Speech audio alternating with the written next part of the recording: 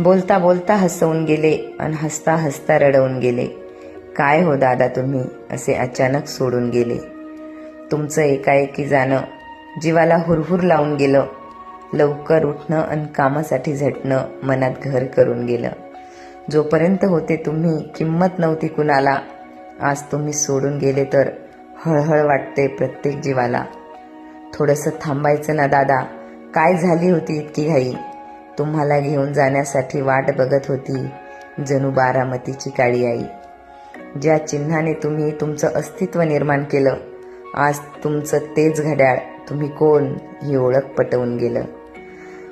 तुमचं पद आणि प्रतिष्ठा आता दुसऱ्याकडे जाईल, पण तुमचं कणखर व्यक्तिमत्व सदैव आमच्या स्मरणात राहील. तुमच्या जाण्याने सारा महाराष्ट्र पोरका झाला. बघता बघता पक्षी घरट्यातून उडून गेला. तुमची आठवण आली की डोळ्यात सदैव पाणी येईल. तुमचा देह जरी संपला तरी विचार जिवंत राहील, विचार जिवंत राहील.